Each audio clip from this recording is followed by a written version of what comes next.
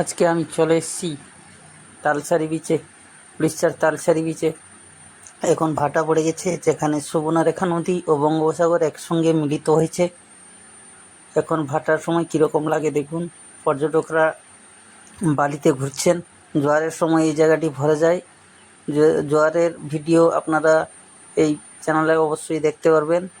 এবং দেখুন, এখানে বাইকও ভাড়া পাওয়া যায়। দেখুন নৌকোগুলো জোয়ারের সময় যেগুলো চলে, কিন্তু ভাটার সময় ওইগুলো বালিতে বসে গেছে এবং অসংখ্য পর্যটক এখানে সেখানে ঘুরছেন।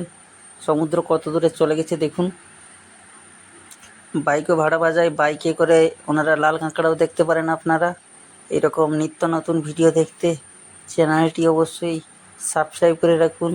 ভালো লাগলে লাইক করুন, কমেন্ট করুন কোনো কিছু জানার জন্য, এবং শেয়ার করে দিন অবশ্যই।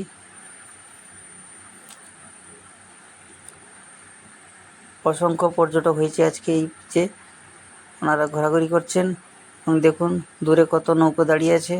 এই নৌকা করে পর্যটকরা জল হয়ে গেলে, অর্থাৎ জোয়ার হয়ে গেলে ওই দ্বীপে চলে যান নৌকায় চড়ে। নৌকার ভাড়া মাথা পিছু আছে 100 টাকা করে যাওয়া আসা। ওখানে ছাড়ার পর 20 মিনিট সময়তেই আপনারা ঘুরে এসে ওনারা আবার ডাঙায় নিয়ে আসেন।